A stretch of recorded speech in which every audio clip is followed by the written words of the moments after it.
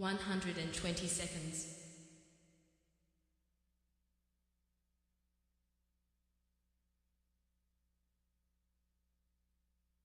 110 seconds.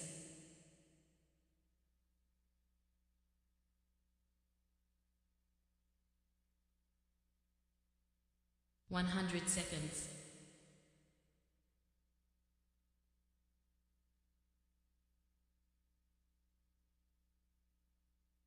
90 seconds.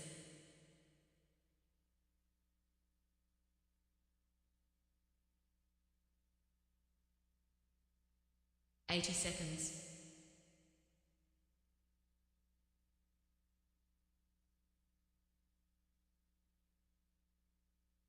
70 seconds.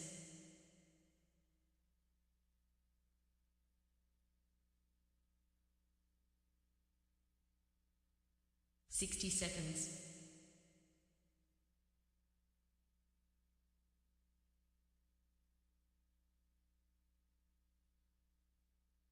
50 seconds.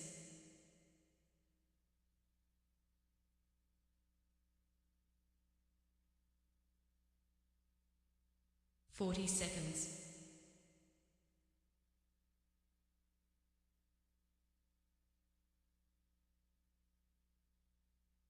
30 seconds.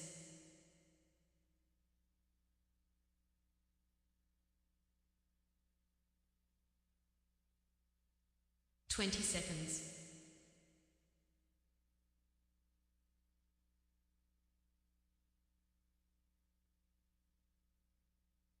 10 seconds.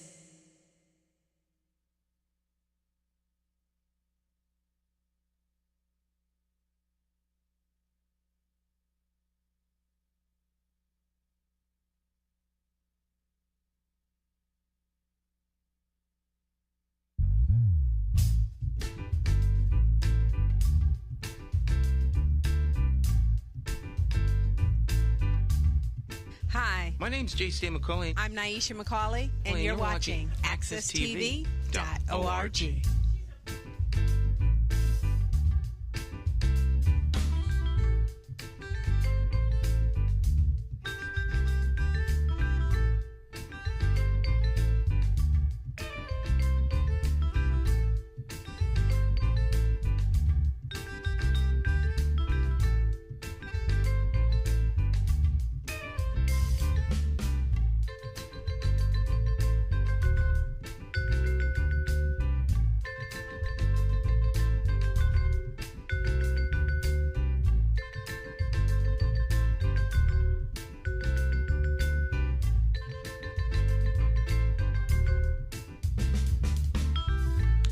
All right, my friends.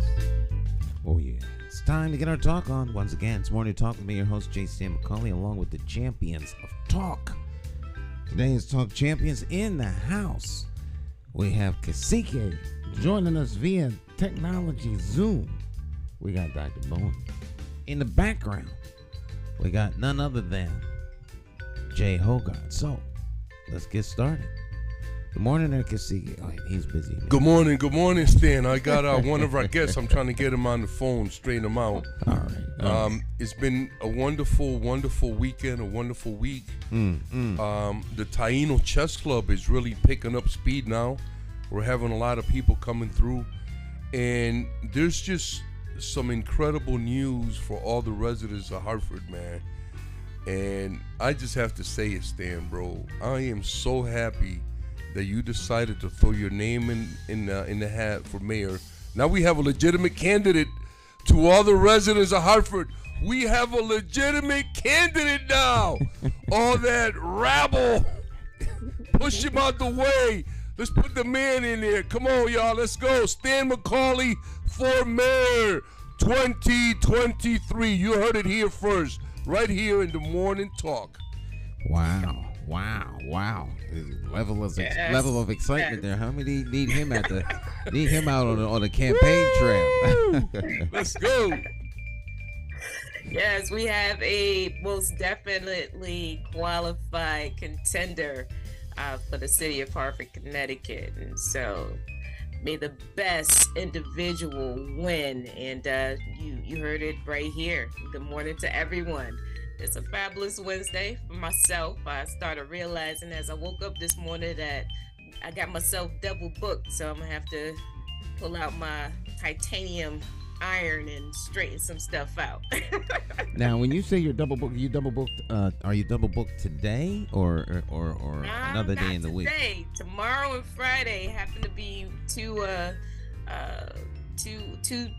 at least two conference / workshops that I'm booked for. So one's online and one is on the premises, and so I don't know how many devices I'm gonna need to be able to manage that, but I'm gonna have to work something out over the next I want to say 10 hours or so to make sure I can get myself ironed out of these wrinkled situations. But it's all good though. It's all about time management, and it's something that I actually stress and highly suggest to my students that they work on, and I let them know every single day is an opportunity to get a little better in the time management. And I too fall into that predicament where time management becomes something I have to straighten out. Ain't nothing going on but straightening over here. Yeah, nothing worse than being double booked, especially if you got to be in two places at the same time.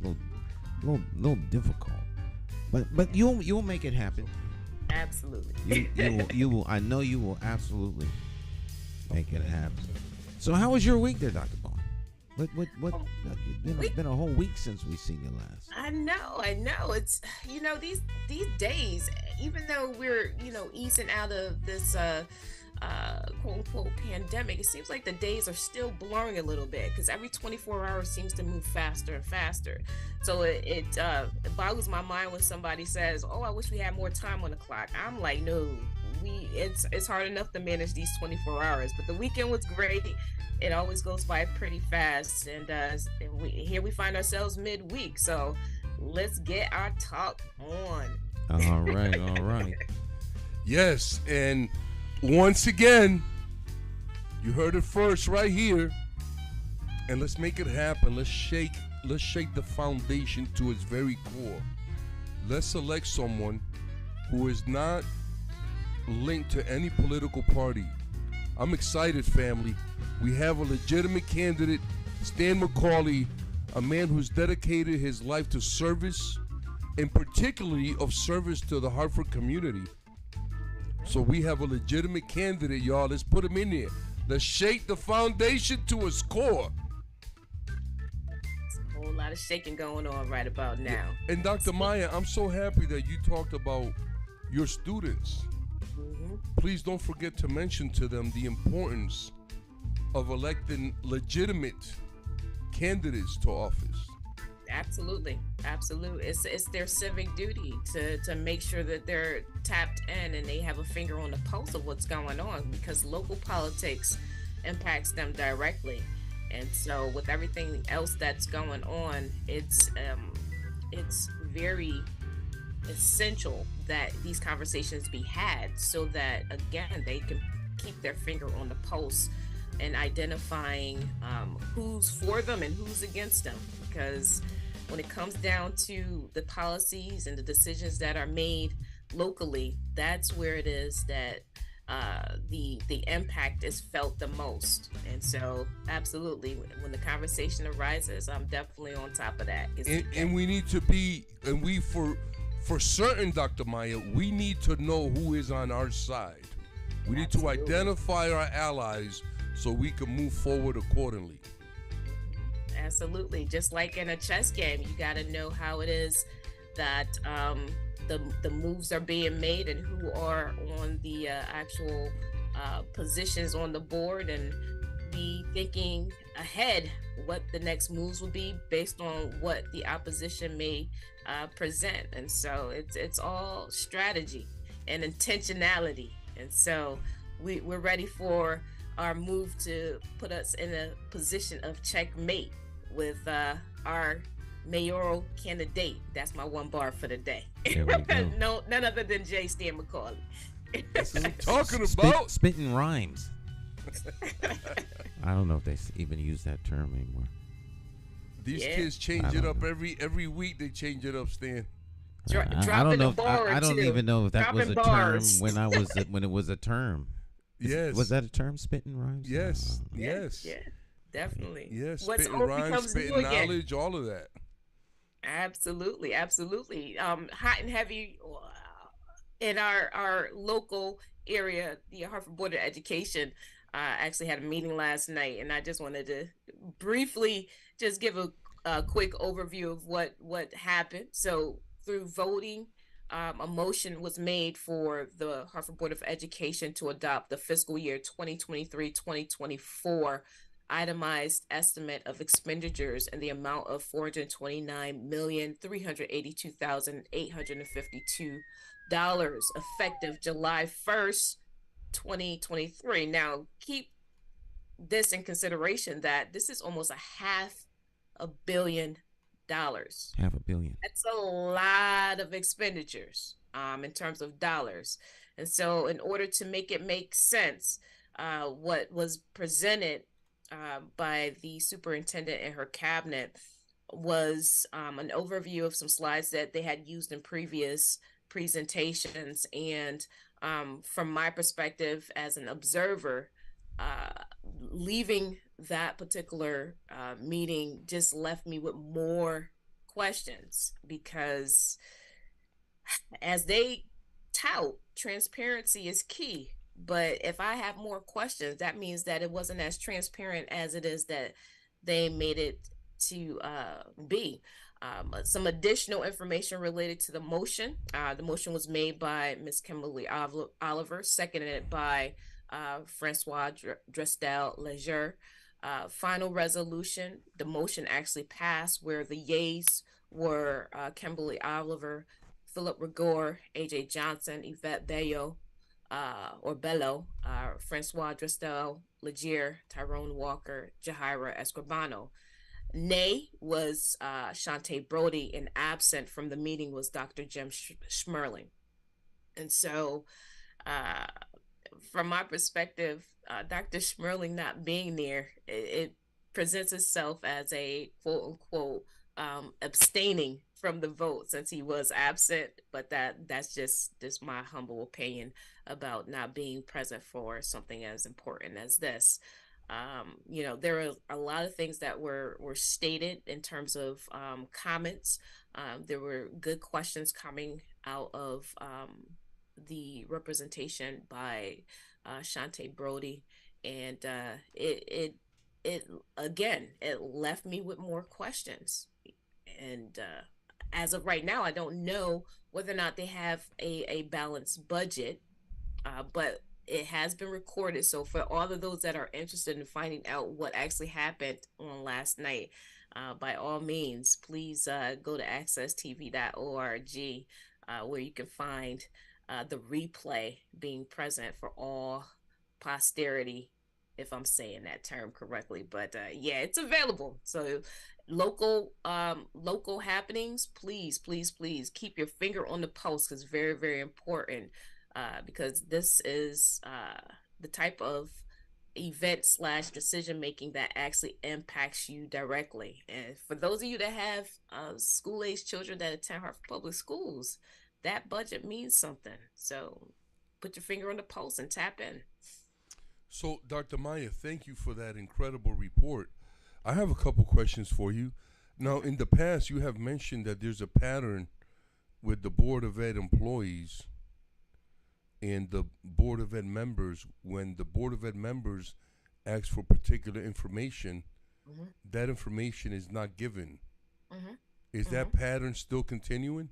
Absolutely. So it's with intentionality that there's a strategy at play, right? And so, for I can't speak for all board members, but from an observer's point of view, that being myself, an outsider looking in, when it is that I go into the next session of meetings, what's noted, or rather observed by me, is that whatever was presented as a question previously by any board member typically the answer is not presented up front in terms of old business, right? In terms of answering that question, so we could keep a succinct account of what has been addressed, for the public to, keep within the actual communication loop of what's being asked by specific board members to complete and provide a fully rounded conversation and dialogue of questions and answers. So, with that being said, if it is that the answer can't be provided during the same meeting that the question was asked, then I, as an observer, would like to, upon the next meeting, know what the results were in terms of obtaining the actual answer. And so it's an interesting dynamic, but I look at it as a strategy that's being deployed. Specifically when it comes to the superintendent and her cabinet. Again, with observing these meetings, I always feel like I have more questions personally about things that have been presented that, is it definitely doesn't lend to transparency, in my opinion. And I agree with that. I think that pattern is also a strategy that's a learned behavior. That's a strategy that a lot of racists and bigots use to deny access to people of color. And unfortunately, we see how it manifests itself in us and then how we use it against each other. So I just want to put that out there to our family as to what we're seeing, the type of behavior that we see from the superintendent in her cabinet, because as far as I'm concerned, it is her job to make sure that her staff provide timely and updated information to the Board of Ed members so they can make informed decisions. Absolutely. Absolutely. I mean, interestingly enough, from the superintendent and her cabinet's position, yes, they are administrators. But ultimately, when I start to think about the number of students that are impacted directly and the community impacted indirectly by the types of decisions that are made and the types of information that is conveyed, it's the antithesis of transparency. I mean, you can use a word, but if it is that your actions don't actually fulfill that specific definition of that word, then it's like you're double talking, you're talking out of both sides of your mouth. And so again, as an observer, it doesn't line up to match. You say transparency is paramount, but then your actions speak completely different. I don't know about you, but I look more so at a person's actions than what they say. You can say Absolutely. you love me, but if you keep on running over my foot with your bicycle, that doesn't seem to be love to me. I agree with you 100%, Dr. Maya. And it's just wonderful to have an opportunity to talk about the behaviors that our managers, because that's all they are. Leslie's a manager, and how they behave and how that impacts the way that services are being delivered to our students and families. And this is why on this show, several times I said before, Leslie has taken us as far as she can take us. She took us through the COVID. Can't nobody take that from her. She did a magnificent job, but now it's time for her to move on, because it's going to continue to do more damage because the reason that they don't provide that information is because it's either criminal, because why would you hide it, or is damaging to her and to her administration. Why else wouldn't that information be provided? Absolutely. If we're talking about full disclosure and transparency, then let's have that. But let's not talk about it. Let's actually have it in action. Right. Let's walk it like we talk it, right? Let's walk it like we talk it. Yes, absolutely.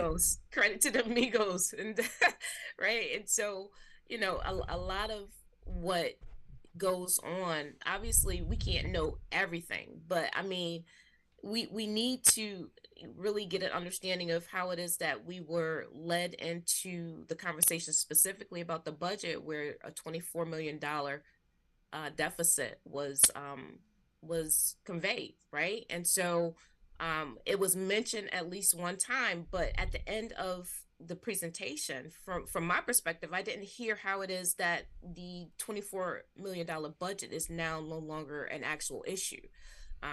You get lost in the weeds when it is that there's so much coming at you in such a short period of time. For me, it's as an accountant, I know that in terms of presenting a budget, things do actually change over the course of time, especially when it is that you're looking at proposed revenue streams, right? But the expenses pretty much, depending on what you plan to keep as mainstays that can't really be touched versus those that are variable. So you've got fixed cost or fixed expenses, and you've got variable expenses. After again listening to the meeting, I'm kind of still in the gray area, right? It's one of those things where you would have, as a observer of the meeting, like to know that $24 million is no longer an issue, right? I know that they're mitigating factors, but in terms of whether or not it still exists, that's still a question mark for me, because it wasn't stated that it just no longer $24 million. Well, I think one of the things that we have to keep in mind, Dr. Maya, is that budgets are really used as scare tactics for employees of the Board of Ed, because that's the projected budget, and that's projected on so many students not returning. There's a number, right? So if those students returning more, then the budget will be bigger. You know what I'm saying? So it's just a scare tactic that they use to we need to cut so many positions and this and that. But that's not what it is, and they need to stop that nonsense. They like you stated earlier, they need to be in full disclosure and in full transparency, and that's not what's happening. That's why they're hiding. So once again, let's call it what it is. Let's call it what it is. Right. We have a guest joining us, so let me let this guest in the. Let me let our guest into the room. Yeah, a little obfuscation. Obfuscation. Obfuscation. All right. So we're going to be joined by a guest in a few minutes. So why don't we take a break early, and then we will be right back with the guest. Beautiful. Dr. Maya, thank you so much, man, for all that great information about the board, man.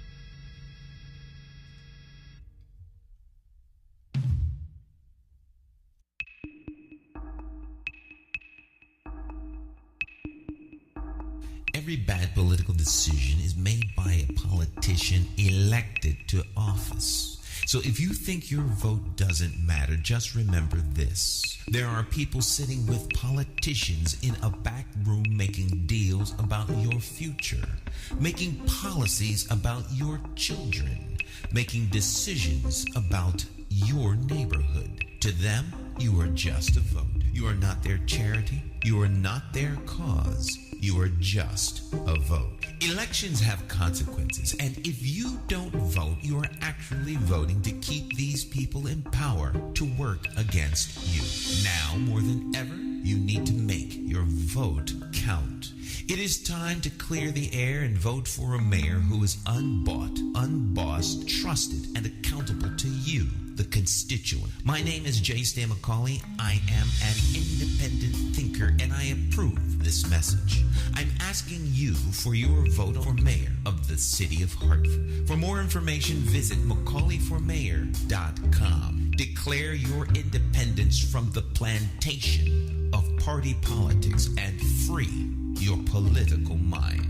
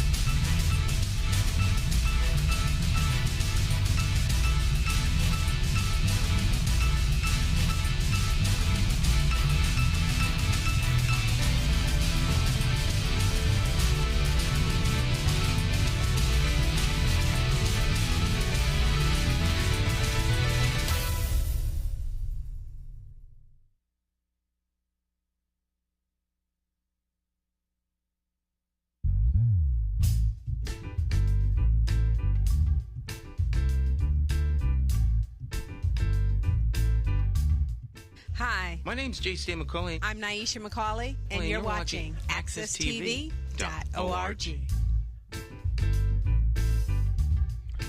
All right, welcome back. It's Morning Talk. J. Stan McCauley here with Cacique and, of course, Dr. Maya Bowen. And Stan, I just want to say, man, that was an incredible advertisement, bro. Oh, I you like loved that? it, You like man. that? Yes, You like nicely done, bro. Especially the stuff about the party politics. But I have a guest today, and I'd like to introduce him. He's a magnificent brother from Hartford who has also dedicated his life to working with youth. And he was one of my, and continues to be my mentor, and a brother for life, man. I'd like to introduce everyone to Cleve Royster. What's happening, Cleve? Good morning, brother. All right. This is scary, Lou. Good morning. This is scary, man. This high-tech stuff. Hey, man, that's all right, brother. We you know, it's great to hear your voice. I'm glad that you're doing good. And, you know, let's jump right in, man. Give us a little bit of your, you know, your background, man. Tell us about you growing up in Hartford, Cleve. Hello? Yeah, you're good. We got you. You could talk. Oh, okay. Hi, good morning. J. Stan McCauley, congratulations on your decision to run for mayor. That's what's up. Thank you, sir. Thank you. You know, our Hartford need a change. Hartford need a change. And I think that you will make help make it a magnificent change. You know, it's always good when people come from the left and come from the right and know what they're doing. You know, so you know, hopefully this will all transpire, work out for you. You know, amen. You got my vote. In other words, all right. Well, I appreciate that. I can't do nothing without the people of Hartford. So you are a living legend. Right. Well, one thing I know about you, and I probably know more about you than you know about me, is that you're a grassroots person. You've always been a grassroots person, you know, and no ifs, ands, buts about it. It's like, you know, if the seeds were planted, you're the root. So, You know, it needs to happen. You know, it needs to happen. You know, then you got if Lou say you're okay with me, man. That's it. Thank you, Cleve. Man, tell us a little bit about growing up in Hartford, Okay. Cleve. Well, I don't know how much time y'all got, but I grew up as far back as I can remember in Chatterow Terrace. That was my first memory of, let's call it, life. And I went to Mary Hooker High School, and that was one of the first. I lived on Chatterow Terrace, D227. I remember that address. And I went to Mary Hooker School. Used to go to the boys club, Southwest Boys Club. Those guys there were wonderful. I remember when they had the Police Athletic League on Saturday morning on TV, and I remember seeing like the Vaughn brothers, Sammy Vaughn, James Vaughn, the Hightowers, Tommy Thomas. Those are the guys that growing up were guys you looked up to because we were from that neighborhood. You also had Jackie Brown, who lived across the street from the boys club, but he wasn't considered a Chatterow Terrace guy because he didn't live in the terrace, But it was great growing up there. Then I moved from there to Bedford Street. Bedford Street was probably a lot of French, Italian, that I can remember. Jewish people lived in that neighborhood. Actually, on Bedford Street, I don't know how many people remember this, but there was grapevines and apple trees and 2-car garages. Okay, and I remember, being a kid with Nick Oliver. Well, not so much Nick Oliver, but the Oliver boys, James Patterson, Alan Campbell, and I know I'm forgetting people. We used to jump the garage roofs in the back of our homes on Bedford Street. You had the Luco Playground, which was a great playground for us. The problem was crossing Albany Avenue to get to the playground. Then you had Andy Anderson at the Clay Hill Center.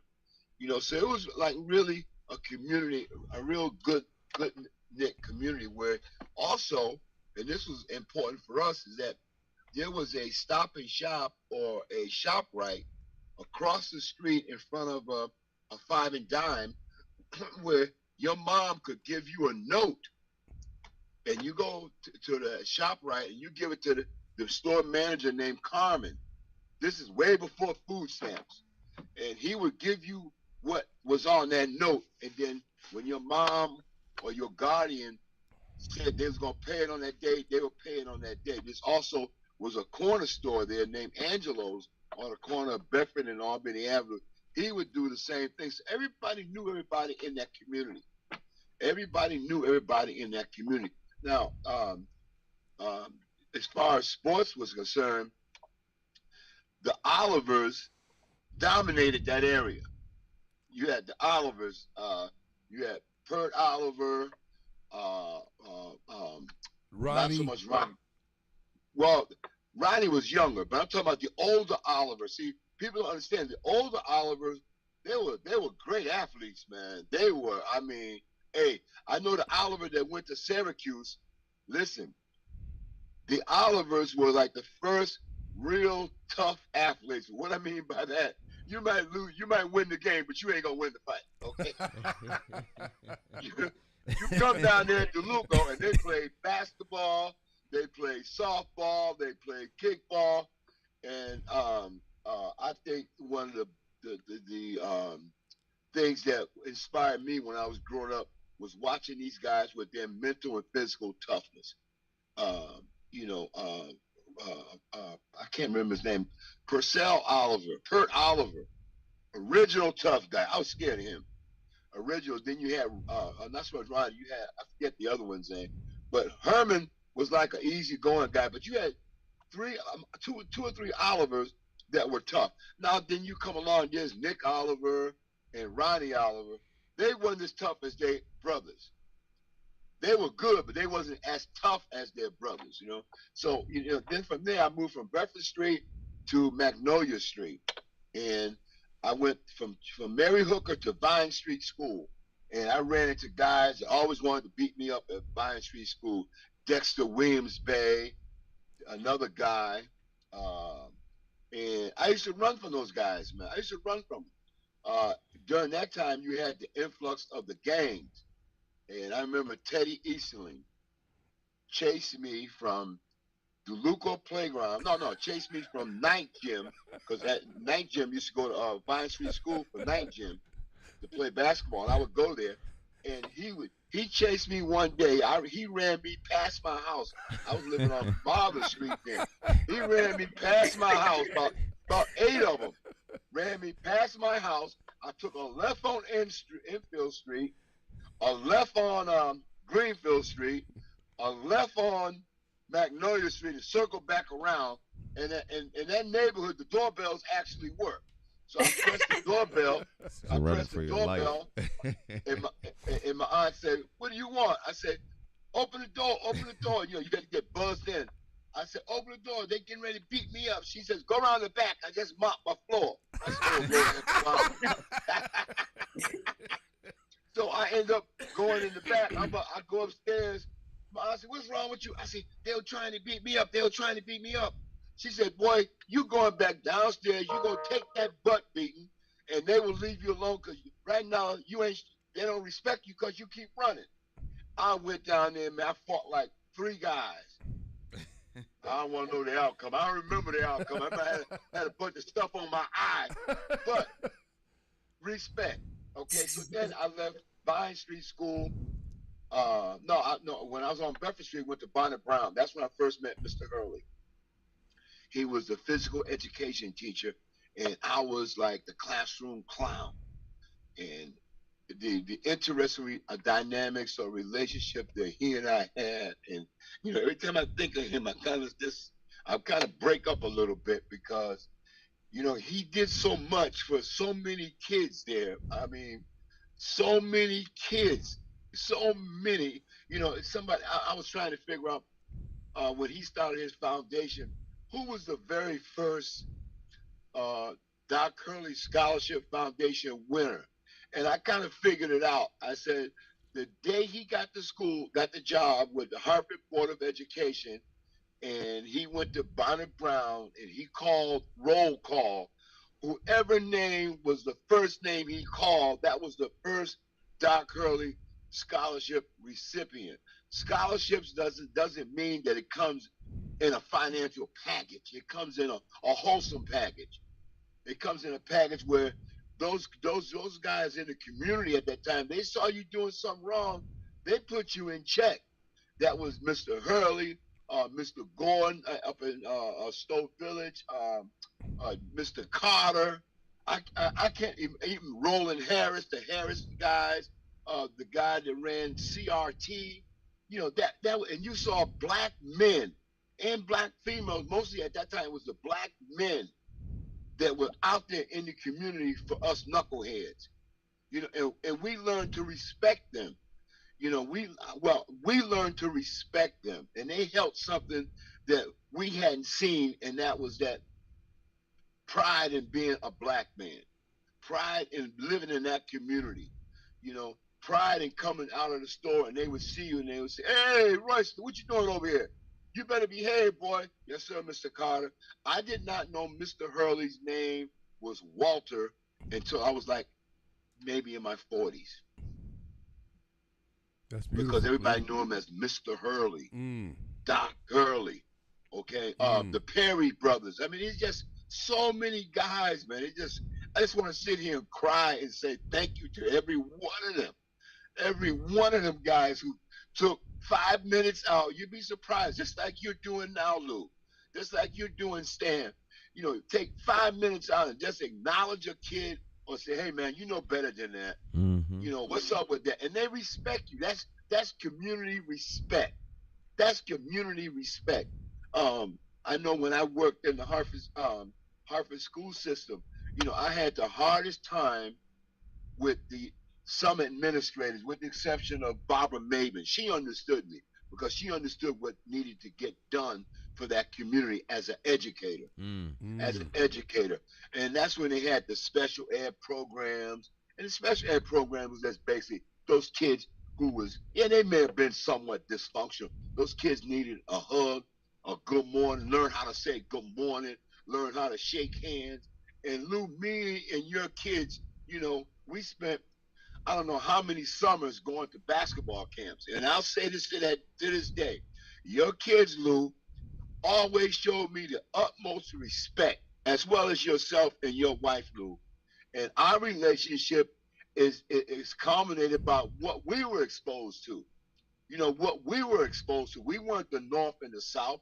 We were on the same plane. We understood what needs to get done. And we say it like it needs to be heard. Sometimes people say stuff, but it's not how it needs to be said. They'll soft shoe it. I don't soft shoe it, Lou, and I know you got concrete shoes on. I know you don't. You know, and so when we talk about the Hartford community, and I look at the Jordans, Cotton Butler's family. He had 4 sons that went to Project Concern out in Glastonbury, Connecticut. Glastonbury back in the 70s. And all 4 of Daisy Butler's sons graduated from Glastonbury High School via Project Concern. So here was a whole bunch of positive stuff going on there, unrecognized by the Hartford Current, the Hartford Times, and even sometimes it may be a little blurb in the North End Agent, if that's still around, with the guy that played football for Weaver. So it was great. Then you would see the guys that play football or sports in that community continuing on stuff, and it was just a great foundation for a lot of us. Because I tell you, man, I used to I'm all over the place, but I remember being a kid sitting on the sideline and watching Bobby Knight out there playing basketball, and I remember he took 5 minutes, maybe 10 minutes, and showed me how to shoot a left hand and a right hand hook shot, and you couldn't tell me nothing, man. Bobby Knight showed me how to shoot a hook shot. And I had the hook shot down, left and right hand. And I will never forget this as long as I live. We played Maryland in the 72 NIT championship game, and Lynn Elmore blocked my hook shot. Well, prior to him blocking my hook shot, Dr. J used to come up to the park, Keeney Park. And, I didn't even know who he was. All I know, a guy pulled up in a Mark IV with the tire in the back, blue. He had a giant afro. I said, wow, who's that? They said, well, that's Julius, Dr. J. Julius, who's that? He played for UMass. He plays for basketball? Yeah, he plays for UMass. But we also had our group of guys. Billy Jones was my hero, man. I thought he was the baddest dude in the world. I call him Philly Billy. And even to this day, I call Billy Jones Philly Billy. I remember him playing at Fairfield, getting cut by the 76ers. I was hurt because I said, wow, my guy's going to make it to the NBA. Wow, right out of Hartford. I could identify. Even to this day, if you run into him and you say, Billy, Mr. Jones, what did Cleve Royster call you? He called me his hero, or Philly Billy. That's respect.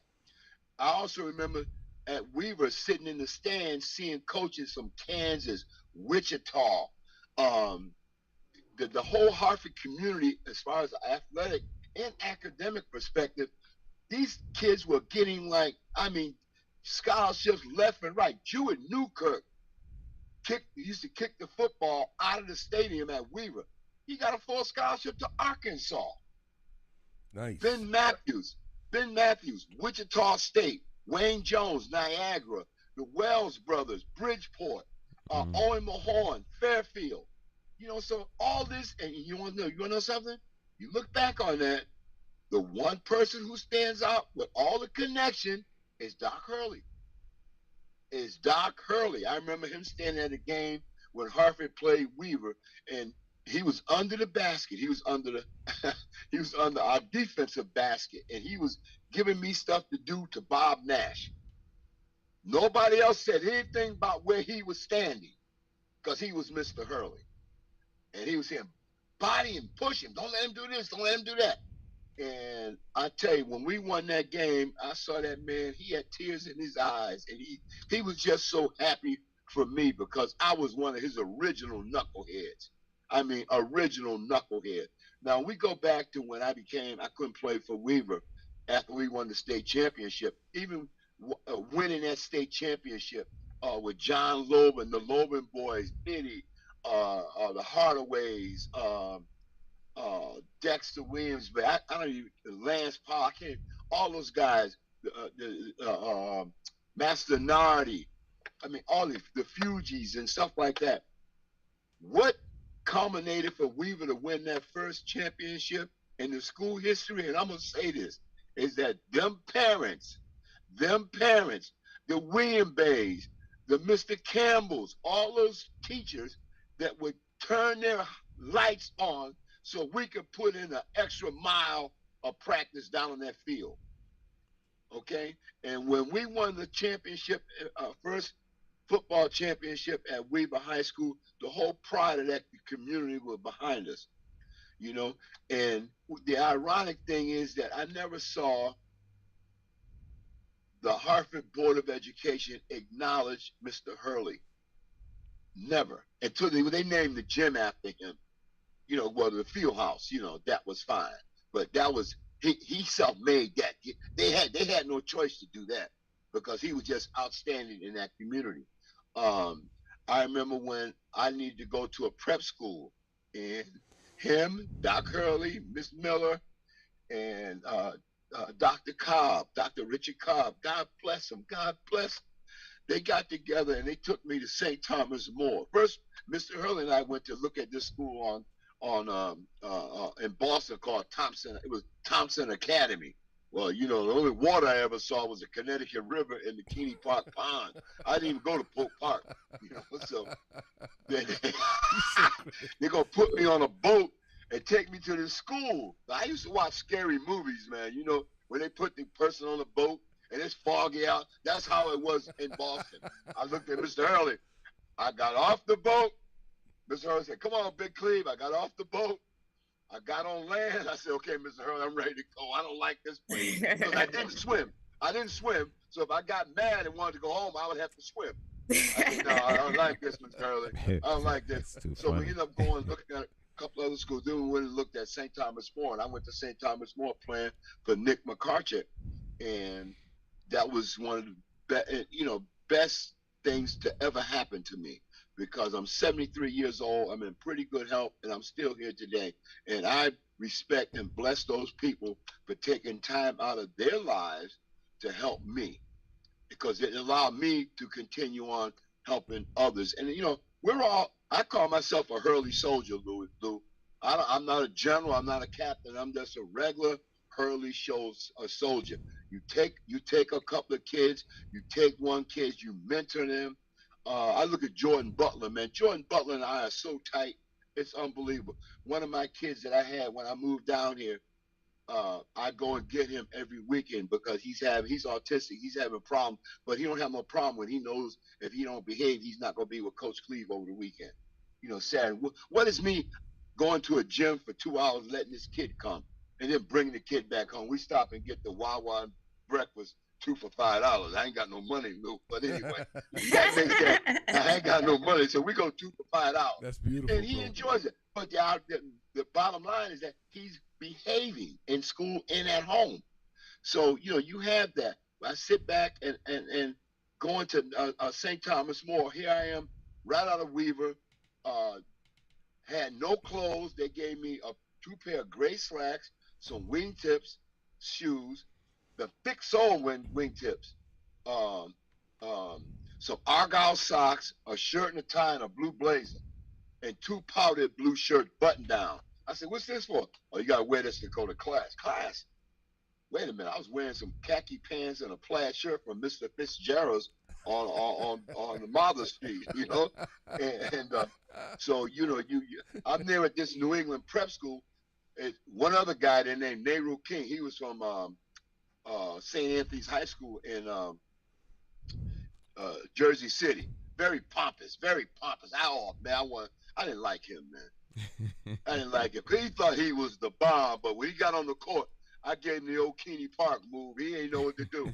So, I see these guys like Dennis Mink and Joe Peterson and Fred Phillips, all Hurley soldiers, They say, hey, Zeke, man, you elbowed me back in, 74.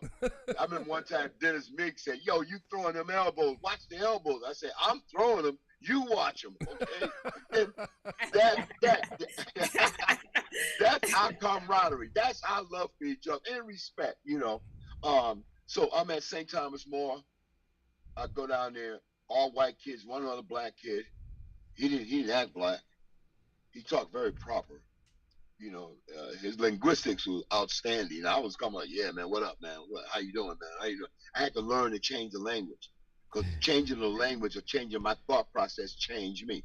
My roommate, I'm a Baptist at a Catholic private boys boarding school, and my roommate is a Jewish kid that got thrown out the synagogue school with a half a jaw. I'm like, what the hell? And so I'm sitting in the room one day, and he says, his name was Bert, man. God bless Bert.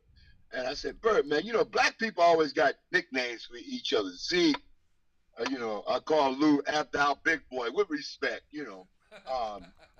we always have nicknames. So I said, hey, that's a cool nickname you got. They call you JB. He said, I don't like it. I said, why?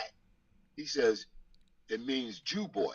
Now, let's go back to Hartford. I remember on Mother Street, there was a little Jewish church that those guys, the Jewish people, would come down with the beards and the hat. And I remember that song. Dun, dun, dun, dun, dun, dun, dun, dun, dun, dun, dun. And I remember that. No, I remember that song. I used to sit inside the street and watch them come. And didn't understand what it was, but keep it in mind, back then, that community was a very diverse community. On the other side of Brook Street, they had those buildings there. All Italians lived in that building. The little ladies with the black, always wore the black scarves and stuff like that. The Italian guys with the, the Apple Jacks and stuff like that. You saw that. Then up on Magnolia Street was mostly Jewish people. And then all of a sudden you start getting, because Charter Terrace, they tore down Windsor Street through redevelopment, and the people that were living in those communities infiltrated the other communities. They was accepted somewhat, not accepted somewhat, so it was a big change. So I'm at St. Thomas More. I remember that. I said, that's not right, man. And then he said something. He says, what do you think they call you, Zeke? I said, Zeke. He said, no, they don't. I said, what they call me? They said, they call you nigga. I said, who? He named a couple of guys. Listen, I said, come on, Bert. I had to put my Bedford Street mentality, my Oliver mentality. I went down there and said, yo, man, you been calling me nigga? So Bert and I'm beating the guys up. Bert's hollering, get him, Cleve. Get him, Zeke. He's watching. Hey, Bert ain't throw a damn punch. All right? But I was hitting. So now, here it is. Here it is. The black guy, the Jewish guy, got to go to the Catholic court.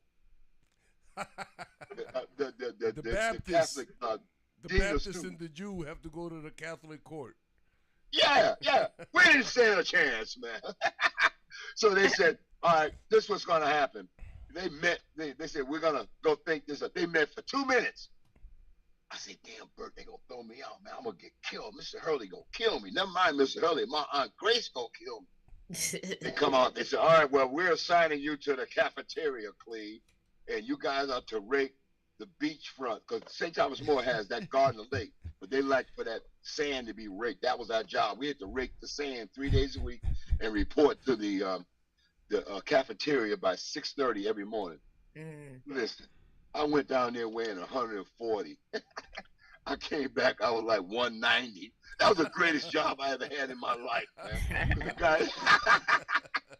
The guy said, all right, break up, 50 eggs. I broke up 50 eggs, showed me how to cook them. He said, fix you something. Man, I was eating like 6 eggs, pancakes, bacon, drinking orange juice, milk. as I want to say, the WIC program ain't have nothing on me. It ain't had nothing on me. I was eating well. I was treated pretty good. And then we won the New England Prep School Championship, another first. So I done won the first state championship at Weaver High School in football.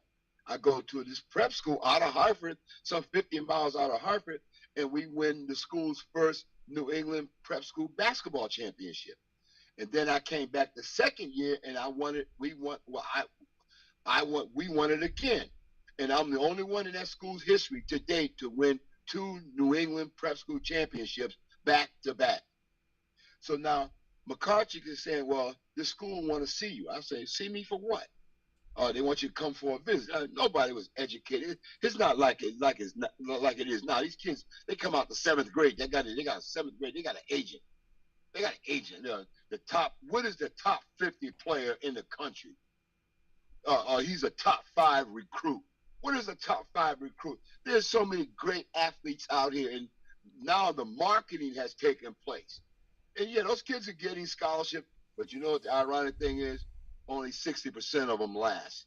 Because when you get into that real reality, see, I'm the type guy, listen, you could bring all that write-ups you want, but you got to prove it on the court for 40 minutes. And even though the game is only 40 minutes, I'm going to treat you like you only got 20 minutes. I'm going to be on you the whole time. And I teach from that perspective. Mental, physical, emotional toughness on and off the court. So now I'm looking at these schools. I was fortunate. I met Rick Mount at Purdue. I met Dave Collins at Florida State. I met Calvin Murphy at Niagara. I met Bob Lanier at St. Bonaventure. This little black nappy-head kid from Chatterow Terrace going to a New England prep school and being recruited by, I'm calling them prestigious Division I schools. And you know what, Lou? Stan? Doctor, I had the grades. Yeah, I got the grades. That's what I'm talking about. I had the grades. I used to change my F's when I was at Weaver to A's. They used to, the teacher had to write it. It's not like technology. They used to write F. Man, it took me 2 weeks to find that ink pen to match that flag, match that F. I said, man, you got all A's? I said, yeah, what are you talking about, girl? I got it. So, so I'm going to flip back. When I was on Bedford Street, my mother died in the house. My mother laid dead on the couch for 4 days. We didn't know what it was. We had not experienced death. And my uncle came in and started screaming, told us to get out the house. Oh, wow. And my aunt had died, and my mother had died. My father worked for Peddler's Junk on Canton Street, across the street from Bellevue Square. My father, when you see Sanford and Son, I'm Lamont, but I ain't no dummy. Because my father, I ain't no dummy, all right? Sanford, I watch that. I tell people, I say, hey, man, Sanford and Son ain't got nothing on me because I understand the junk business. And I learned the junk recycling business in the 70s, 60s, 70s, because they tore down all of Windsor Street. They tore down all those houses that were black people. They called it the bottom. And they brought that stuff out to the north end, to the dump. And I worked in the dump, picking through metal. People bought, houses there. We get the radiators, the brass, the aluminum, the copper, organize it, and then bring it to Canton Street and sell it to the Jewish people. They had the junkyard, okay, on top of the truck. So one summer we had Frank Miller work for my dad, George and Ralph Hardaway worked for my dad, Gene Walker, a.k.a. Mr. Pimp, worked for my father. And then at night, he put on his magic wardrobe and he's out there pimping. Whatever, no disrespect, miss, no disrespect. But, and that was all learning process. I would go with Gene to the gambling sites. He would win $200-300. Tell me, yeah, man, take that home. And I was his banker. I was his banker. He says, if I ask you for money, do not give it to me. I said, okay, man. And that's what I did. And Gene Walker, I mean, he was a hood guy up there on Capon Street, you know. And whenever I would come home, I would go see Gene, the guy that ran Jose, son, Ronnie Cole, at the pool room on Barber Street, you know. He used to come get me to go to the boys club out of Chattanooga. I never forget him. When I got stuff, I would bring him I gave him a Niagara shirt, basketball shirt. And he just about broke down and cried, you know. And I'm saying, what's the matter, man? He said, my boy, I saw you on TV, man. I was telling everybody that I knew you, but they don't believe me. I said, they don't believe you. I said, why don't they believe you? They said, man, because you're doing so good, they don't believe you that I know you. I said, man, you helped me. You used to come get me, ask my mom if I can go to the boys club to play basketball. You and Sammy Vaughn, Wallace Hightower.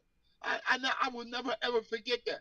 So getting back, my mother died, and they came in. It was 5 of us, and they wanted to send us to all these different people's houses. You know, they could put us in the system. And my Aunt Grace and my uncle, my Aunt Grace could not read or write, okay? But if that teacher called, it was an ass whooping. No questions asked. It wasn't like I didn't say that. No. No. I remember one time the teacher called. I was in class hanging. We fooling around. And my buddy Moose Watson. Moose says, your aunt. I'm hitting inside the head. Your aunt. And I said, and she said, back then, you know, I'm gonna give you a picture of my aunt. It's about 5'5", had a stocking cap on, a jaw full of snuff. The stockings roll up to the knees with a knot in them, and a sleeveless day dress, and a spit cup because she dipped snuff. She said, come here, nigga. Well, excuse the language. Come here. And I said, oh, no. And back then, when they called, you better be the road runner and get up there. They ain't like, oh, man, what you want, man? Oh, no. No. She said, what did I tell you I'm going to do to you next time that teacher call? Now, I got all my boys in back of me. They laughing. They on the floor crying. And I said, you said you're going to hit me in the head with a hammer. She said, speak up. I said, she said, I ain't going to ask you again. Speak up. Now, I know the difference between a regular hammer and a ball peen hammer. My aunt had a short ball peen hammer. And she said, hold your head down. I said, Grace, don't hit me in the head with the hammer, with the ball peen hammer. My boys on the ground dying laughing. And she raised that hand. I watched the hammer raise up, and the teacher said, don't hit him, Miss Royster. He gonna do no. Don't kill him, Miss Royster. He's gonna do good. Listen, I sat in the front of the class. Now, she taught science. Now, this is $1 million question. When I graduated from college and got a job at Weaver teaching, what do you think I taught? Science. Science. To this day, most of the jobs that I've had have been either science or math and working with kids with behavioral issues or behavioral concerns, okay? I remember that. And Mr. Hurley comes in the classroom, McCleve, you're facing the hammer, huh? I said, nah, this man, I'm about ready. My aunt ready to kill me, man. So, you know, I graduated. Now, the other thing, I graduated from Niagara. I was captain of the basketball team, you know, president of the Black Student Union. I was in the photography club because they ain't had no black pictures of the kids, of the student. We did stuff. We had the OJs come on campus at Niagara. We used to have about 25-cent parties at Niagara. We had a black art festival at Niagara. I was president of the Black Student Union, and I got nominated to be president by the black student body there. And I'm like, wow, this is me. You want me to be the president? How much does it pay? It don't pay anything, Cleve. Okay, you know, I was about that money, you know. So anyway, you know, we accomplished a lot. And I graduated from Niagara, and they had, you know, the family there. My father drove up there in this raggedy Buick. To this day, I don't know how in the world that car made it there, but it was smoking. And it's like when he pulled up with my sister, who was on a mainline heroin addict. My sister was sober for my graduation. She was sober for my graduation. My aunt, who couldn't read and write, and my uncle, who was there, and I tried to be just like I had my uncle Willie Royster, my uncle Aunt, man. He was like the greatest uncle in the world. I tried to be a good uncle to my nieces and nephews, just like my uncle was good to me. I try to be like a Mr. Hurley to kids, just like Mr. Hurley was to me, or Mr. Gardner, or Mr. Gordon, or Mr. Andy Anderson, all those guys. It's so many pieces of me that is them. I can call some, I gotta be Miss Hurley today because this guy ain't gonna act right. I gotta go over and be Miss Maven today and understand what this kid is going through. And even when I worked for her at Fox Middle, she said, Mr. Royce, I need you to walk this guy home because he's gonna get beat up. Okay, Miss Maven. She understood. And I call her to this day, Miss Barbara Maven. I call her one of the best administrators I've ever worked for. I met her. Mm-hmm. You know Miss Maven? I met her. Weaver High School. Yes. Mid 90s. Yeah. Yes. Listen. You ever see her again, you can say, who calls you the greatest administrator in the world?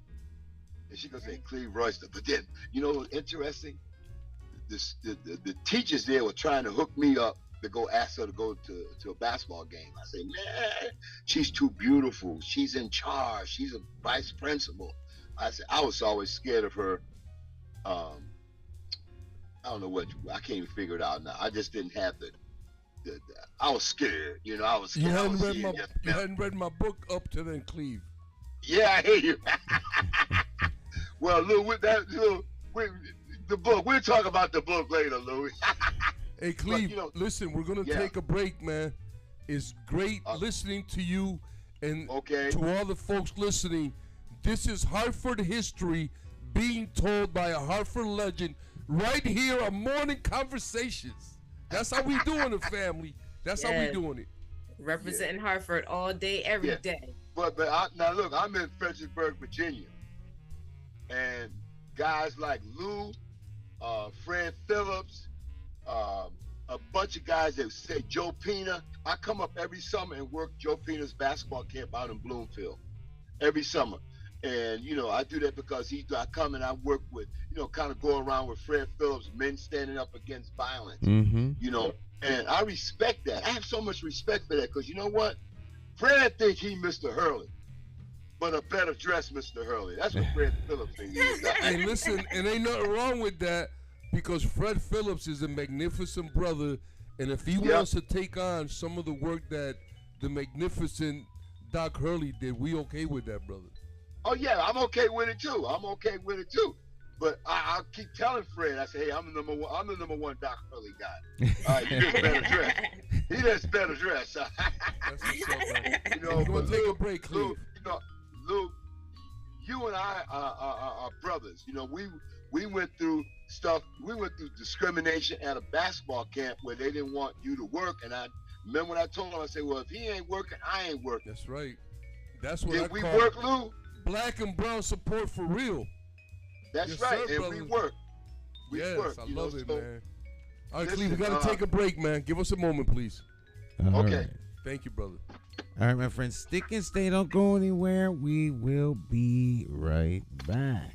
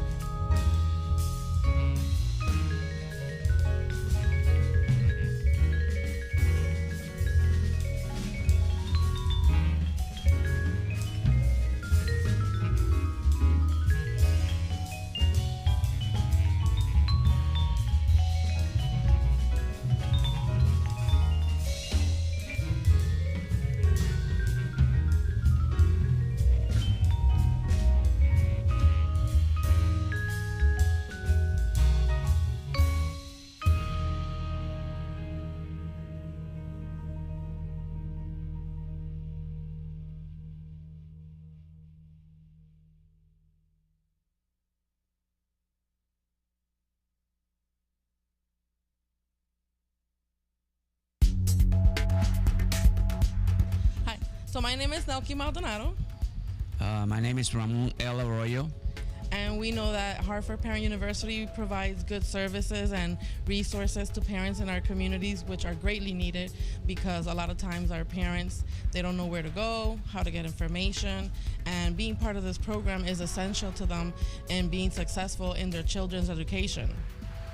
And I think that parents should get involved in their kids' education because it's very important. Education is, I always believe, is a success in life. If you got a good education, you can be very successful. So we encourage our parents to please come join the program, ask lots of questions, and I'm telling you, you won't be disappointed.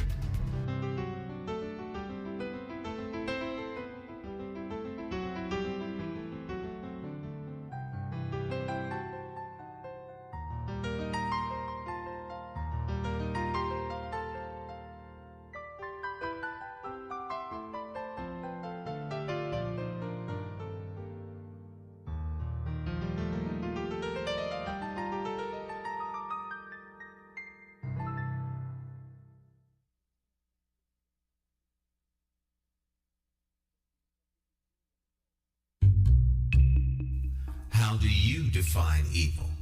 Is it the pedophile school administrator or taxation without representation? Is it the gatekeeping community leaders who sell out the very people they are fighting for? Or is evil the politician that puts out lies and takes in cash? However you may classify evil, having to choose the lesser of two evils still leaves you with evil. Nowhere does this rule apply more than during an election for mayor. Choosing a candidate that is the lesser of two evils still leaves you with evil. No wonder so many people don't vote. It's time for constituents to flip the script and vote for a mayor you can trust. My name is J. Stan McCauley. I approve this message, and I am asking you for your vote. I, like you, am an independent thinker. So let's sit down and talk about my path to victory and why my plan for Hartford will work. Stop listening to the uninformed evil interests that tell you I can't win. For more information, visit McCauleyformayor.com. It's time to leave the plantation of party politics and free your political mind.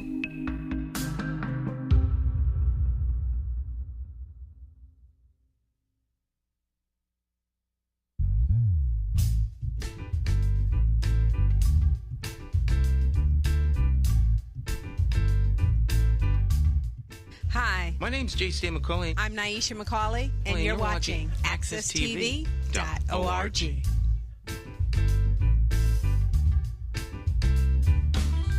All right, my friends, welcome back. It's Morning Talk. J. Stan McCauley here with the champions of talk, Dr. Maya Bowen and Cacique, along with our special guest, Cleve Royster.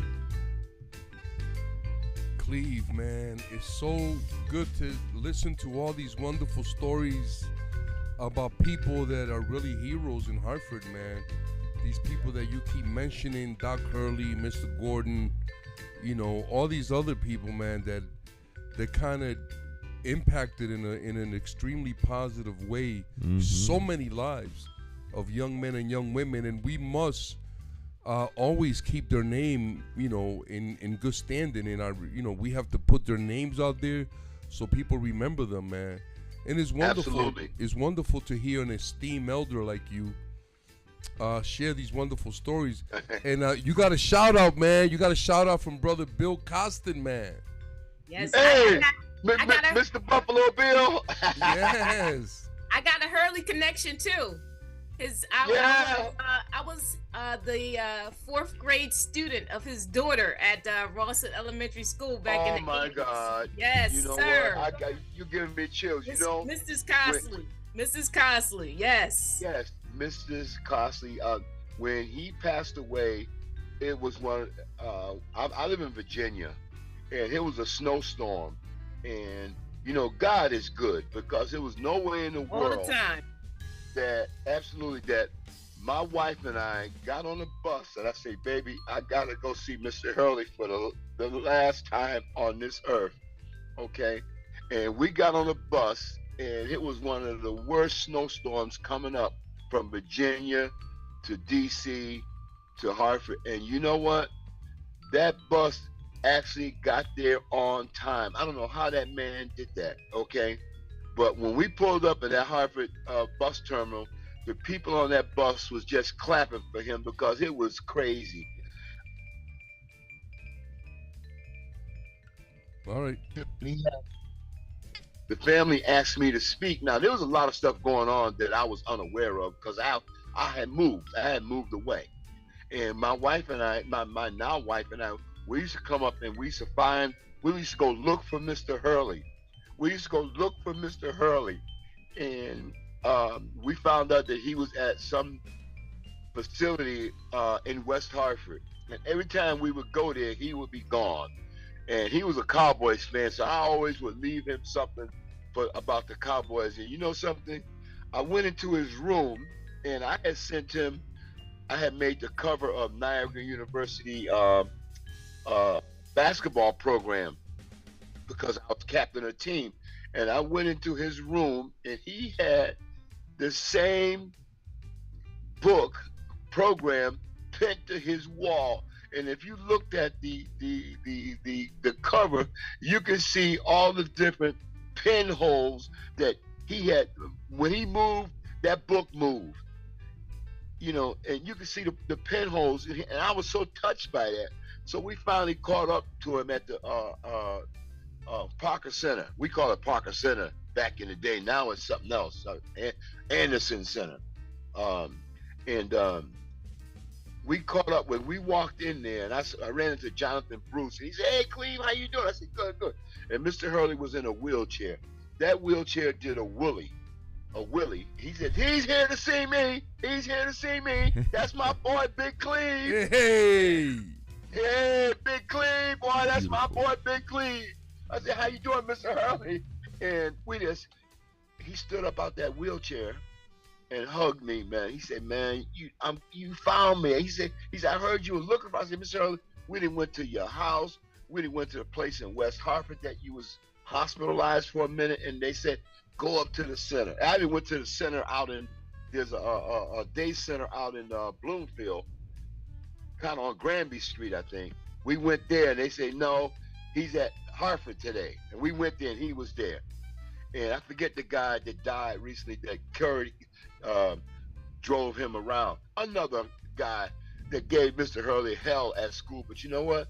That guy drove Mr. Hurley around for years. I can't remember his name offhand. But you know, that kind of stuff. It was so much good. I look at Dr. Richard Cobb. He was Weaver's team physician. He wanted me to go to Providence, but I ended up going to Niagara. He said, "I ain't mad at you." But what I'm going to allude to, now let's talk about all of a sudden, all these private and Catholic schools start accepting and taking. Now it's different between accepting, you go through the application process, we'll accept you. But then they say, "Wait a minute, we're going to take this guy out of that community." John Pinckney, Avon Old Farms, he's a minister now, or a pastor. John Pinckney. I remember Donnie Lambert was like one of the best point guards I played with. Dee Matthews, great point guard. Dee decided to stay at Weaver. Donnie went to Kingswood. And Lou, y'all, I'm talking back in the day. I ain't talking about now. You go to the prep school, it's more of us there than them, in a sense. You know, in a sense. And you look at all these kids at these private schools now, getting their books done, getting scholarships and things like that. There was a whole bunch of trailblazing that had to take place. Okay, so now you look at, they got postgraduate programs, and it's mostly filled with minority athletes, and that's fine. Hey, by any means necessary, get you an education, because if you're an athlete, you have a carrot, and if you don't manage that carrot correctly, it's go bad on you. Example, look at this guy, John Morant. How do you, in our minds, how do you mess up at that level? You know, but it happens. Humanness is shown. his humanness is showing, right? He's Right, young, exactly. immature, right? Yeah, Yep. it happens. It happens, and it just amazes me that you see this. My own cousin, Michael Irvin. I'm like, Mike, you can't be alone at no night anywhere in this country because people coming at you, but you decide to venture out alone, and look what happened. I mean, he knows that. That's nothing new, But it's so much stuff that's going on. I live here in Virginia, Fredericksburg, and I try to do my basketball. And I'm doing 17 basketball games a week. It just ended this past Monday, and it was great because athletics and seeing the kids play and messing with the kids on the court, and that's my therapy. Please believe me, God, that's my therapy. I feel so much better. I may go in there like all energetic, but at the end of the day, I'm walking off the court like Fred Sanford because, I'm done. I'm done. I have to regroup, and I'm done. And even here, I see stuff. I got a kid that plays for St. Michael's up in Vermont that I happen to know the coach up there, assistant coach. And Lou, you remember Shea Berry from Fordham? Yes. He's at St. Michael's. I called Shea Berry, and I said, Shay, I got this kid down here, man. He's the best kept secret in Virginia. Shay said, when can he come up to visit? I said, when do you want to see him? He says, how about Friday? I said, he'll be there. That kid plays for St. Michael's right now. And you can go on St. Michael's men's basketball roster. His name is Jacob Donovan. Okay? A kid that, now, what I'm alluding to is that Shay knew us when we were in our prime because we worked for him and Nick McCarthy at Fordham basketball camp. That's when you came up with the original Labrador dog thing, Lou. But, that's that connection that he knows if we are calling him about somebody, the kid must be okay. And he took that kid almost on my word after he went through the interview and the workout, and, he liked the attitude. And the kids, he started as a freshman. So the kid that there's a kid on that team too that lives across the street from my brother out in Windsor Locks. I remember seeing that kid when he was 7, 8 years old out in the driveway playing basketball, talking to himself. So when I went up to St. Thomas More for a thing for Ernie, I said that this is so interesting because, and Joe Pena and I went to that one.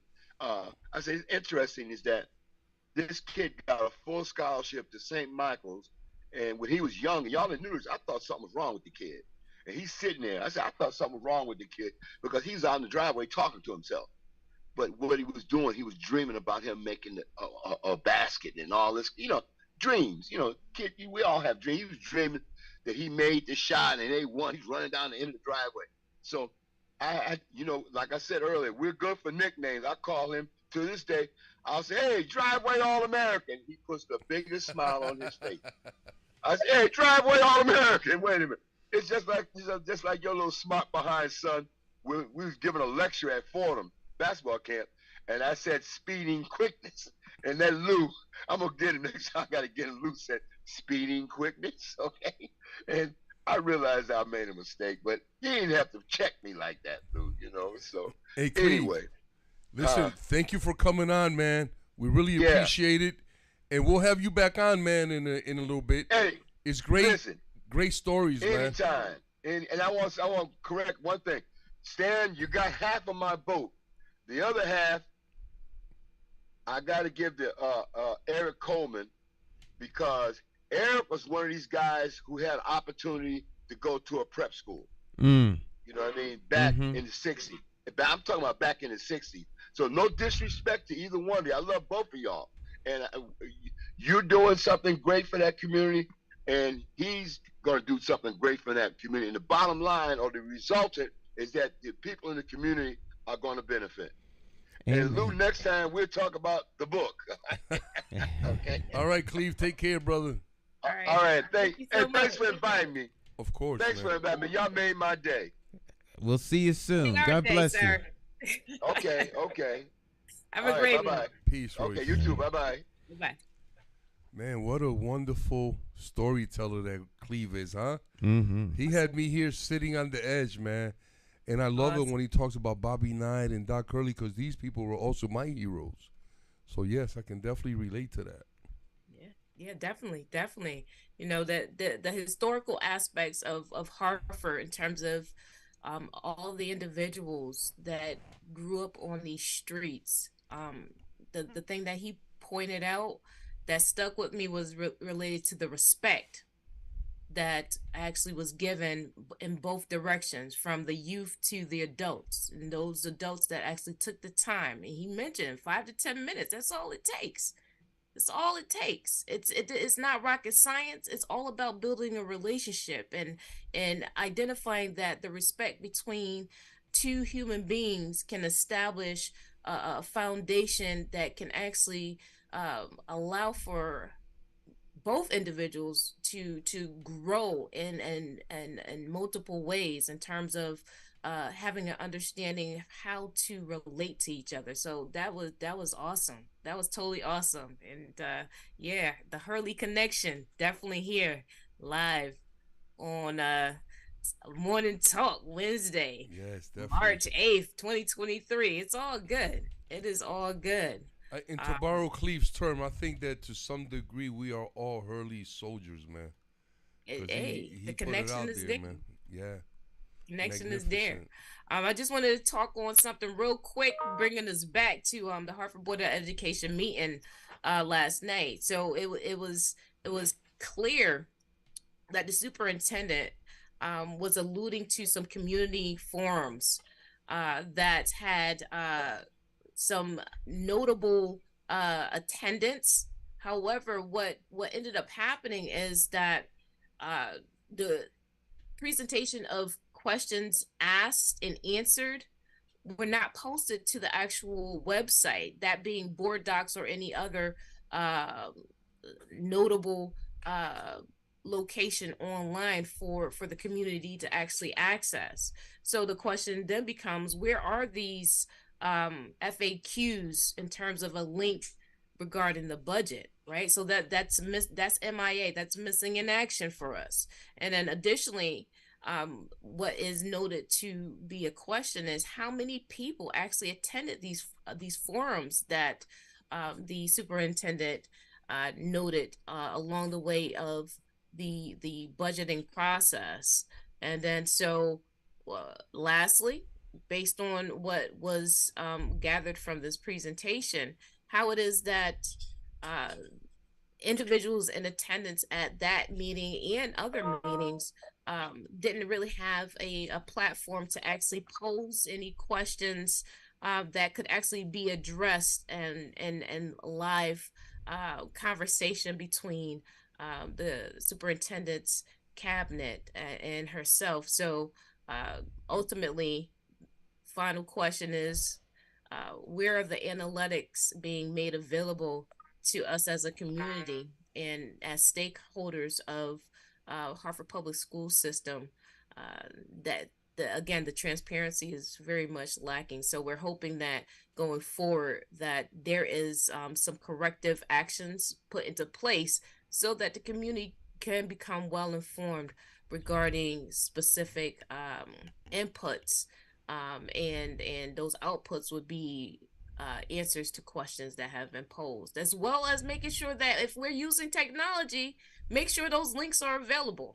So, Dr. Maya, yes, I think that from the information that you're providing us, I surmise that it's nothing more than more evasive action taken by the superintendent and her staff, which really speaks about the lack of accountability that we're seeing. And I think that disrespect and lack of consideration for this community, the families and the children of this community, is becoming more and more like evident every day, is more ramped up.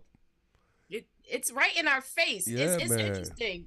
It's interesting, Lou, right? So imagine for a second that I asked you to exchange a $20 bill for $100 bill, right?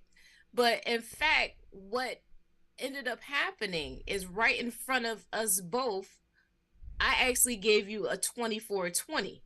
And so in terms of the request, it never happened because you didn't exchange the denomination that I was asking you for, right? Or the ask is not presented with the results of the desired request, a 2400, but you did a 2420.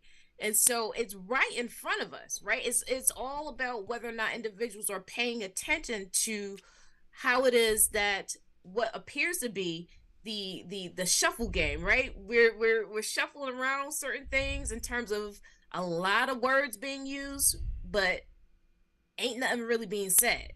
And so you get lost in the weeds when it is that you're trying to get a question addressed that could be as simple as yes or no, but all this other evasive behavior. Yes, all these other words have been added to only just evade the question. So evading the question is a strategy that is used very well within the superintendent's cabinet. I got to give them 2 thumbs up on that. They do that excellent. They get an A+. So let me ask you this, Dr. Maya, and to the audience, to stand, to our viewers and listeners. When does this evasive behavior that's being exhibited by the superintendent and her cabinet, when does that go from not following the rules and being evasive to criminal behavior? What does it take for it to graduate to that level? That's a great question. So in terms of whether or not the rules and the policies are actually being followed, that's going to call into action individuals that actually pinpoint that and are then taken seriously enough to change said behaviors, because until it is that the behaviors are actually changed, right? So it can be addressed, but if it is that there's no follow-up with consequences, then we're going to get the status quo that we get. So let me ask you a follow-up. Let me ask you the same question in another way. Okay. What is the recourse for members of the Board of Ed who are being denied pertinent information to do their job to the best of their abilities? What is the recourse for members of the community who are met with the same type of pushback? So in terms of being membership of the community has to hold the task who they elected in terms of board representation, right? They've got to be on them like white on rice, right?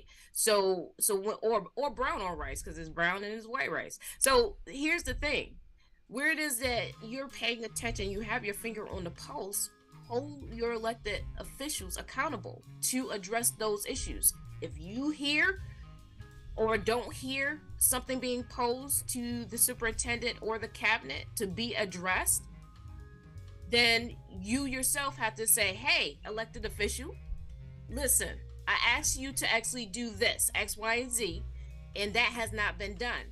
When are you going to get that done?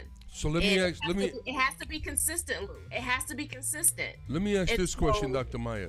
Yes. From what I understand, now please correct me if I'm wrong. You know, you stand members of our listening or viewing audience.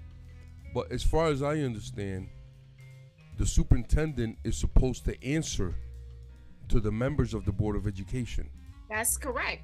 That's correct. They are the supervisory. They are the supervisory board. So here's the question. What happens when the superintendent is not responding appropriately to the request made by either community members or Board of Ed members?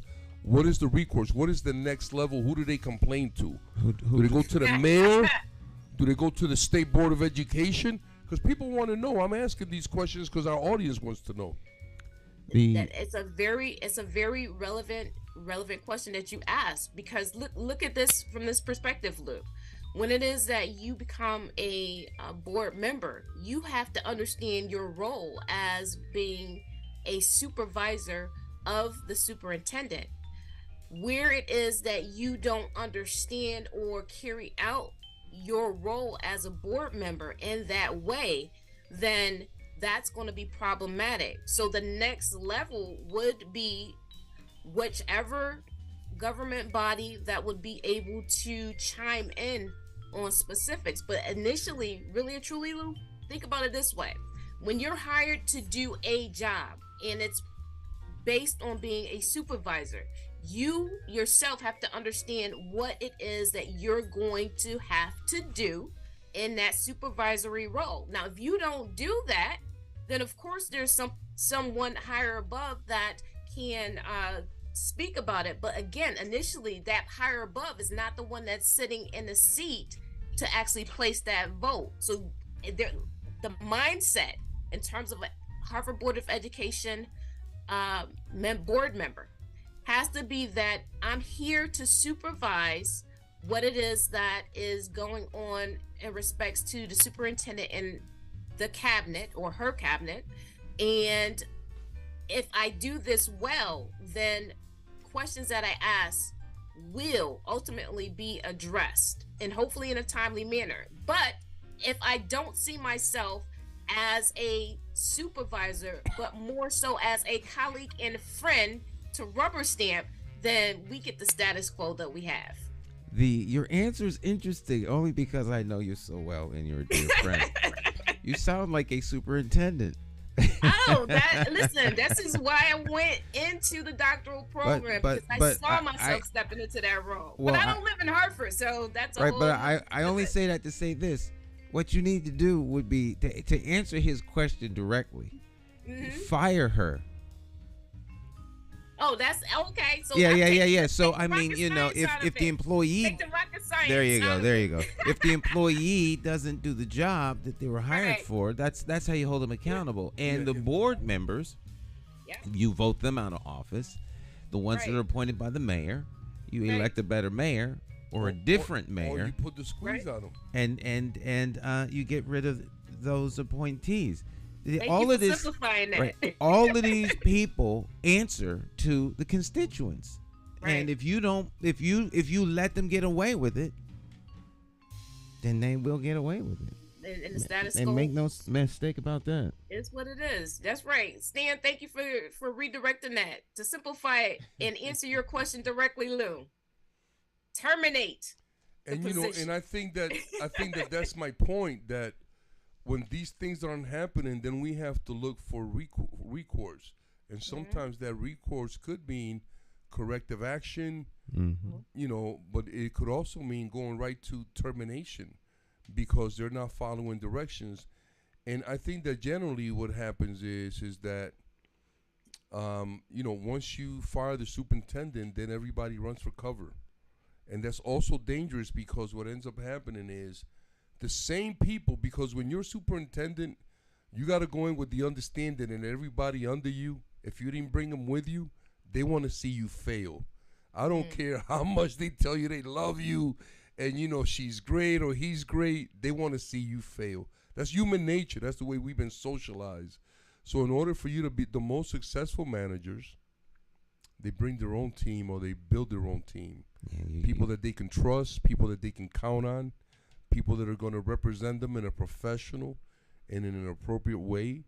You know what I'm saying? And so we don't have that. I remember I went to a meeting at Buckley with the assistant superintendent. She ended up being some lady ended up being the superintendent in Bridgeport, and they ran her out. I think she had to be escorted out by the police because she went to Bridgeport with the same nonsense that she was here with. We had a meeting at Buckley. She refused to answer questions from the community. And when we started ramping up the questions, she packed up and left and didn't say anything. Her and another guy named Swan, who was also one of the brothers who was associated with stealing large amount of money in Springfield, in one of the Springfield school districts. To your point, Lou, right? Yes. So you said, you either bring your own, representatives or cabinet or team with you.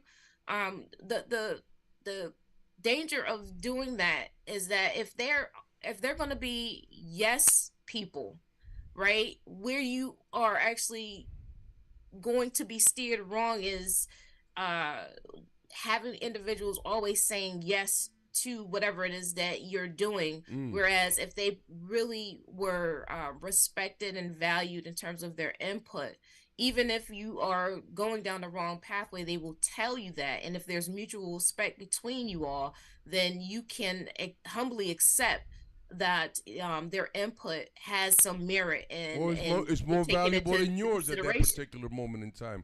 And if you don't have a team like that, Dr. Maya, then you don't need a team. You need. Well, you say need that one more time, because I missed that beginning part. Well, I said that if you don't have a team like that, then you don't have a team, because when I say by bringing or building your own team, you build individuals who are competent in their field, and then you let them do what they do. Right. You know what I'm saying? And the only thing that you ask is that you report back, let me know if the things that I need to know, but particularly when you need my support, not just when you got in trouble, but when you need my support, and you're not getting things done. But you want a team that you want to build a team that if you had to leave today, They can whatever run you it. started, it'll run by itself. Right. You know what I'm saying? So that's the kind of team you want to build. And that can only happen, people, to all our listeners and viewers, that could only happen, okay, when you have confidence and trust in the people that you work with. That's right. And that's where that value factor comes in, Dr. Maya. That's a Because I good point. always say I never want anyone around me who doesn't want the very best for me that life has to offer. And if you are around me and if you have someone around you and they don't want that for you, then the question becomes, why are they around me? It's not that hard, you know? All right. Well, we are out of time, ladies and gentlemen. We thank you for flying with us. And we'll do this one more time next week. Absolutely. And the weeks after that. So Yeah, thank you so much, Stan. It was a great show. great program. Got a lot of thumbs Yes. up from the audience. And they really enjoyed our guests. We had one viewer wanted to send a message to us. So I sent her message to the guests. Okay, beautiful, man. And she wanted to have a Nice. conversation about the bottoms and about Clay Arsenal. Yes. Yeah. Yeah, Cleve grew up in that neighborhood, and there's a lot of wonderful stories, a lot of great people that came from out of there. And I just want to thank all of the great people of Hartford, man, that have loved this city unconditionally and have dedicated themselves to the betterment of our community. I thank you. And on behalf of all our families, we thank you. So thank you Yes. very much. All right. Yes. All right. Onward and upward. Standing in the place of victory. Let's go. Stand 2023. Oh, I like that. Mayor. Yes. There we go. Stan McCauley for mayor. Right. Stand for And stand. that's just the beginning, because when he turns Hartford around, then we can put him in the governor's office and make some sense out of the state stuff, man. No. Yes. No. You're a young man, Stan. No, You got no. a lot of thread on that tire, buddy. No. Hartford. Hartford. All right, my friends, we will see you next time. You all have a great rest of your day. We're going to let our good friend Jay Hogarth take us out. You all have a blessed rest of your day. We'll see you next time. Ciao. All right, now. Thank you, Stan. All right.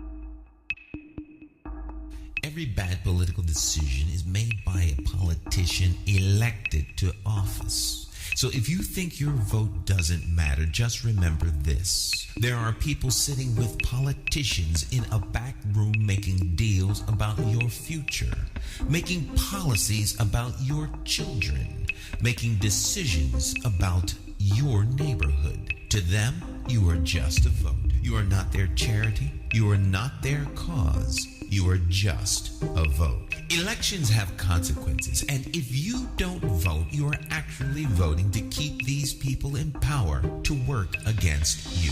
Now, more than ever, you need to make your vote count.